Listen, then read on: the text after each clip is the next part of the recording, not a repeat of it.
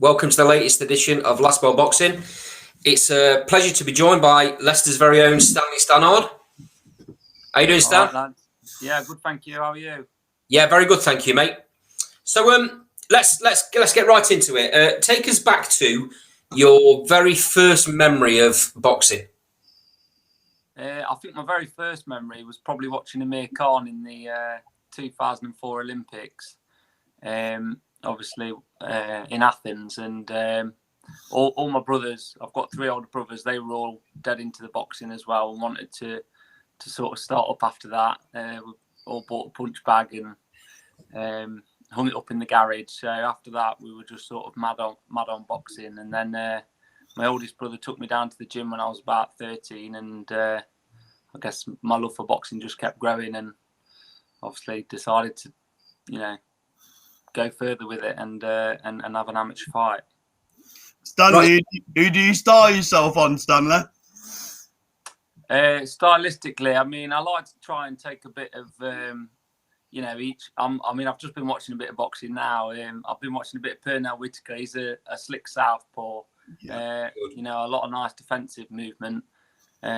Probably what I'd like to show a bit more of as well going forward. I've been quite a front foot fighter in the last few, so I do like the back foot boxing a lot, like Pernell Whitaker and Sugar Ray Leonard.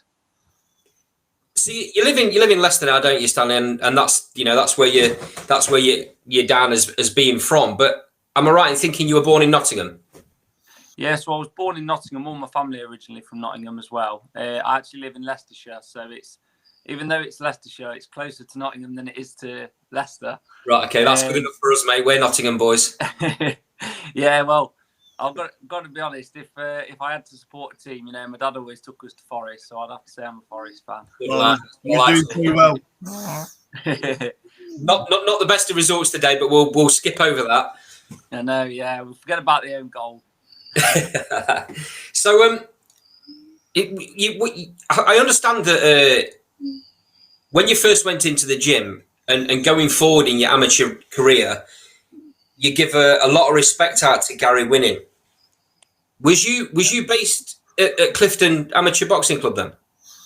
Yeah, so when I started actually boxing, I was in Clifton Amateur Boxing Club. That obviously Gary was the head coach. Yeah. I did my whole amateur career there basically, and then the last 6 months I went to and boxed in Hoddesdon, and I was living with a family friend down there, just to try and get a bit of variety, I guess, and a new, something new to learn and another experience before I signed professional. So, but I'm still very, close with all the lads at Clifton. I was down there Friday night helping the lads out for the championships, and it's very close to home and obviously close to my heart now. Gary's passed away as well. Sure. And I think the club's named after Gary now, isn't it? Yeah, that's it. It's the Gary Winning Memorial Club. And I think that's just a nice touch for him. Obviously, all the work he put into it. And It used to be at the community centre. And now, obviously, just through COVID, he set his own place up. Massive. It's, bigger than a leisure centre in there. And it's just a shame he didn't get to get all the lads out. So it's nice that everyone's pulled together and making the club work. They're down at Clifton playing fields now, aren't they? That's it. Just past the football club, isn't it? That's right. Yeah, me and Carl are from Clifton, by the way. Right. So, yeah. Well, So, and you want to just give a full addresses away and phone numbers? It's quite a close thing to us. On, yeah. I know. It's good to live in Clifton. What road do you live on? Yeah. Don't be door number. It's good. No, it's good to have you on, mate. It's nice. It's nice to see someone from this area make something out of the sport. To be quite honest. Yeah. No. Thank you. No problem. So, for people that are listening to this that don't understand or don't know about Gary, because obviously Gary just was mainly an amateur coach. There's a lot of respect for him within the pro game, even though. Tell us a little bit about what he did for you. Yeah. So obviously, like you say, within the pro game, obviously he was just applying for his seconds license. He was at every fight. Always in my change room, always walked me out, even though he didn't actually have his seconds license yet. But before that, obviously, I'd spent 10 years with him. We were up and down the country every other night. He'd take me sparring, training, even if it was to just take me to another gym to get me on pads with someone else to see if I liked it, And if he had a bad arm, he'd take me to somebody else for them to give me pads or see how I enjoyed it. So he wasn't just sort of like a greedy coach that didn't want me to learn or get better. He was very, all he wanted was what was best for me. And one thing that he, kind of, I'm very grateful for as well is that he made sure I turned professional up here with Carl, someone who he knew and trusted. And then obviously, I already had my following from Clifton and, obviously all my lot around Leicestershire and Melton Mowbray as well. So it was a no-brainer really. And I'm glad I listened to Gary, and then obviously he's gone well so far. Yeah, Stan, we was at your last fight, and I've got to say, what a following you've got. It was amazing, the atmosphere when you come out for that fight. And you can take a shot, fella, can't you? Because, you take one to give one, don't you? I've got to be honest, I thought that was fight of the night. I really did. Yeah. I said to Andy, and he'll back me up, I was very impressed by your performance, and I think you're going to fly through the levels. I really do. Yeah, thank you very much. I think with that last fight as well, like you say, I sold a lot of tickets. I think it was a little bit more of a build-up with that fight because obviously me and Kyle had a bit of history as well. So maybe I was a bit more up for it, a bit excited. I know I was, coming forward a lot more, but I wanted to make it entertaining for everybody that bought a ticket as well. And, everybody loved it and had a great night. So obviously you fought Kyle twice in the amateurs and beat him, didn't you? Yeah, that's it. Yeah. Is it difficult? Because we could see, you were getting excited. The crowd were obviously giving you that buzz. Is it difficult to keep the game plan in mind when you've got such a raucous following like that? Yeah, definitely. I would say so. I mean, again, that's just another thing that I've learned, because I was excited. And even before the fight, I was saying, I won't try and knock him out. I know I've learned from that before in the amateurs, but then I went out there and I caught him early and I thought I'd wobbled him. And then after that, the game plan was out the window and I knew he couldn't trouble me. So I was just too excited trying to knock him out all the time, to be honest. But I sparred yesterday and all Carl said was, get back to your boxing. I don't want to see you throw a left hand. I just want you jabbing and then try and set, your backhand up. And it made me relax into it more. And it was a step up in sparring as well. So it was nice to just relax into it and obviously get my boxing skill back rather than just looking for knockouts. So how would you describe yourself, Stan? Because I'm getting a bit mixed up here. Are you a come forward fighter or are you a fight off the back foot? I would say definitely. Usually, I'm a back foot boxer. Yeah, I mean, all through the amateurs, I was boxing on the back foot. I mean, with the training that I'm doing with Carl, obviously, I'm getting stronger and I've found my man strength a bit. And I've got a couple stoppages in my last few. So I think, usually I would say I'm a back foot boxer, but I'm trying to show a bit of everything. And with Carl's strength training and hard conditioning, I think I'm learning to come forward a bit more. And as in my last fight, obviously I was just pushing and trying to put it on Kyle and get him out of there. Did you get a chance to jump in with Evanesian while it was over? I didn't for this camp because he came over 2 weeks before my fight, so we didn't end up sparring. But was it 2 weeks before? So we didn't end up sparring. But I have sparred with David a few times. I mean, we usually only do 4 or 6 rounds because I don't really fancy 12 with him. No, but, not many do that, Stan. Not many do. No, exactly. But it's a massive, thing for me to have him in the gym, learning off him. I'm always asking him questions when he's over, and sometimes I'll message him as well still after his fights, when he's got a bit of downtime, and ask him, about certain things because I want to learn off him. I can see that he's gone from being the underdog as well, even coming over here and then winning the crowd over Ante with those stoppages back to back. So it'd be nice to keep learning off him as well. So I imagine them spars are difficult then, fella. I'd imagine you take some shots in them spars. Yeah, I was going to say I'm definitely back foot boxing in those spars. Yeah. I don't fancy getting excited trying to knock him out, but I mean, like I say, even from just a few rounds sparring, and then obviously I upped it, and from 3 rounds, 4 rounds, and now I'm doing 6 rounders with him. it's just bringing me on no end because he's a world-class fighter. A lot of people didn't really know that until he fought Kelly, but he is a world-class fighter and he'll get his chance soon as well. And hopefully I can just, keep following and maybe hopefully get on an undercard as well if crowd's back now and we can do ticket sales. So I've been doing a bit of homework on you, Stan, and I hope this is true. I'm going to look a right tip. if I said the word Majorca, please tell me that story's true where you intervened in a robbery. Is that true? Yeah, there was a incident in 2019 where me and my girlfriend were on holiday together, and basically we witnessed a robbery outside the hotel.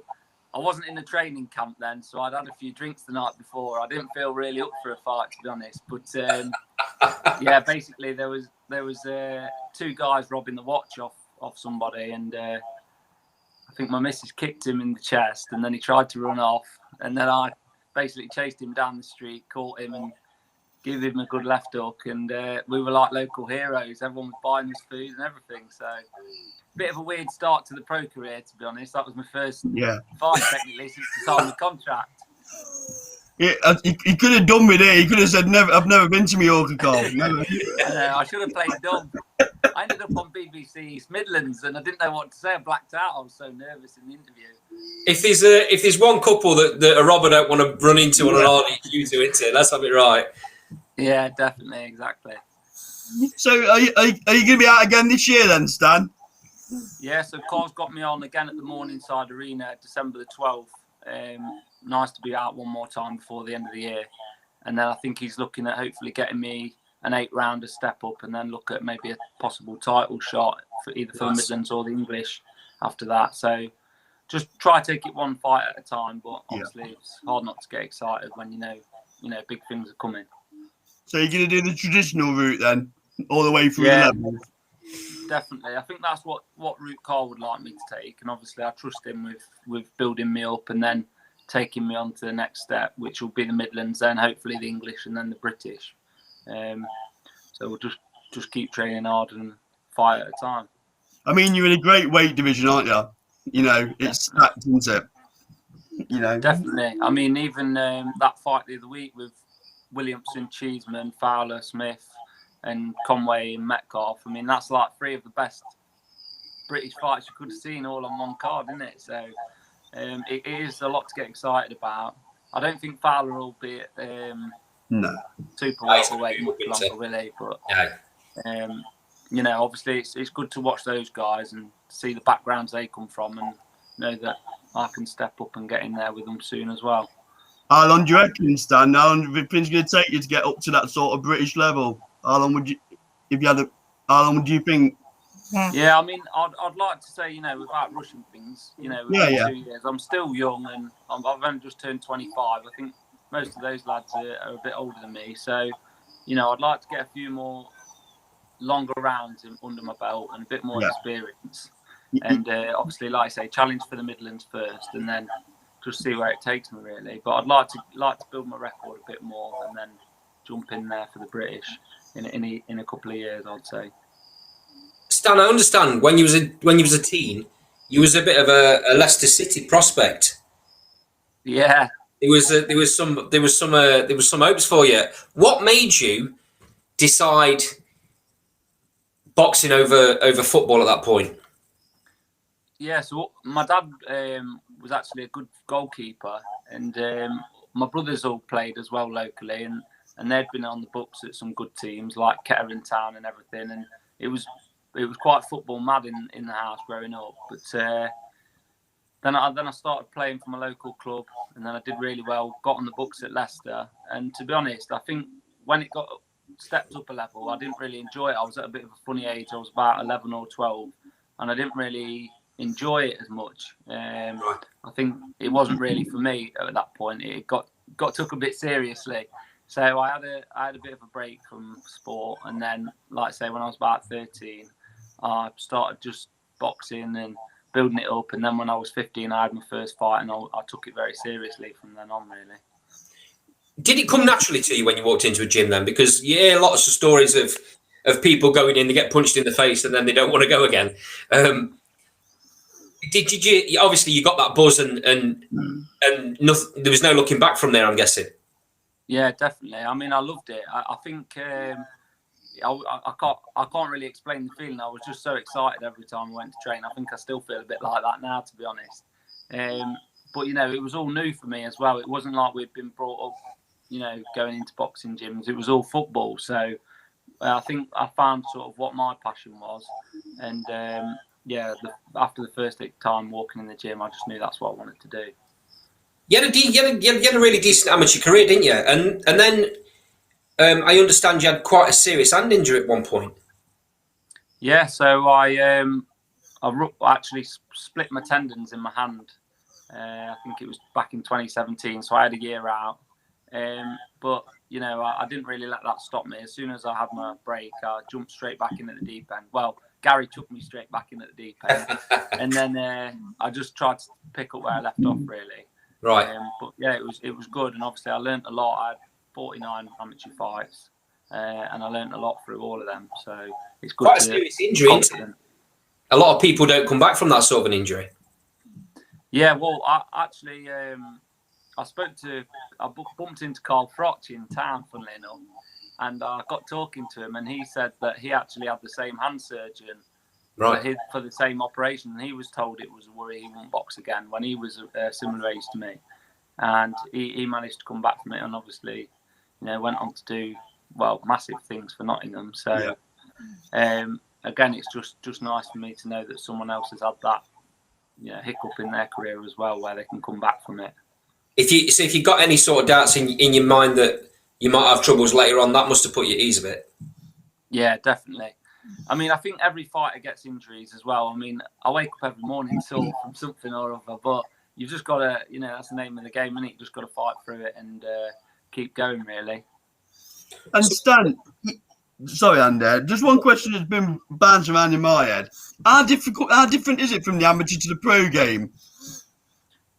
Yeah, so jumping in when you're in the professional ranks, I think it feels dangerous when you put your wraps on, your big wraps, and then pack it out with the little gloves. It feels like it shouldn't be legal, to be honest.